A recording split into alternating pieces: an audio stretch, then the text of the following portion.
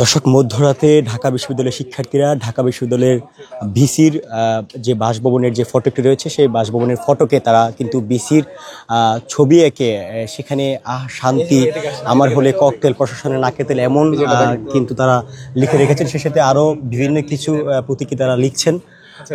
আমরা সেটি কিন্তু দেখতে পাচ্ছি, যেটি আপনাদেরকে দেখাচ্ছিলাম যে ঢাকা বিশ্ববিদ্যালয়ের যে ভিসি নিয়াজউদ্দিন আহমেদ তার ছবি এঁকে তাকে ব্যঙ্গাত্মক করে তার ছবি এঁকে কিন্তু লিখেছেন আমার হলে ককটেল, প্রশাসনের নাকে তেল, এমনটি কিন্তু লিখেছে। কেননা ঢাকা বিশ্ববিদ্যালয়ের শিক্ষার্থীরা অভিযোগ করছেন যে ঢাকা কলেজের শিক্ষার্থীরা ঢাকা বিশ্ববিদ্যালয়ের হলে তারা ককটেল নিক্ষেপ করেছে।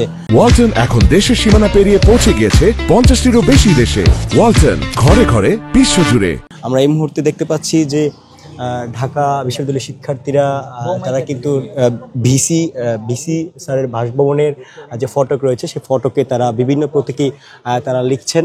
সেই সাথে এখানে আরও একটি আমরা দেখতে পাচ্ছি যে তারা এখানে টুকাইরা বোম মারে, প্রশাসন কি করে, ঢাকা কলেজের ছেলেরা আমার, এমন নানা ধরনের বাক্য কিন্তু তারা লিখছেন আমরা দেখতে পাচ্ছি। শেষে ঢাকা কলেজের যে ফটকের যে লোগো, সেই লোগো আঁকছেন বিসির বাসভবনের ফটকে তারা কিন্তু এটি লিখছেন। বিভিন্ন ধরনের প্রতিবাদ স্বরূপ বাক্য কিন্তু তারা লিখছেন।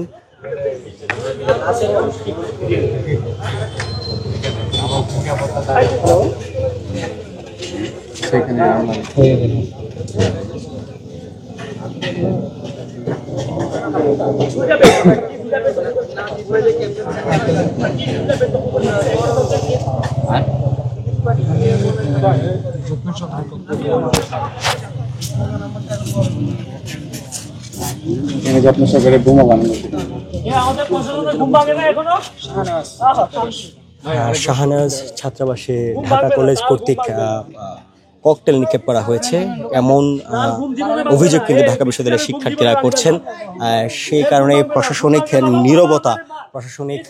যে নীরবতা কেন, সেটির জবাব চেয়ে ঢাকা বিশ্ববিদ্যালয়ের ভিসির বাসভবনে তারা কিন্তু কয়েকটি প্লেকার্ডে তারা কিন্তু বিভিন্ন ধরনের বাক্য তারা লিখেছেন। সেটি আমরা যদি একটু আপনাদেরকে দেখাই যে ঢাকা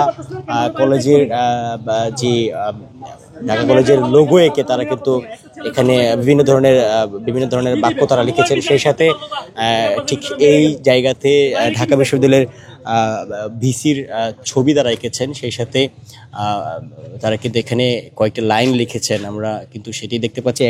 এখনো পর্যন্ত কিন্তু ঢাকা বিশ্ববিদ্যালয়ের শিক্ষার্থীরা তারা বিভিন্ন প্রতিবাদ বাক্য কিন্তু তারা ভিসির বাসভবনের যে ফটক রয়েছে সেই ফটকের সামনে তারা লিখছেন।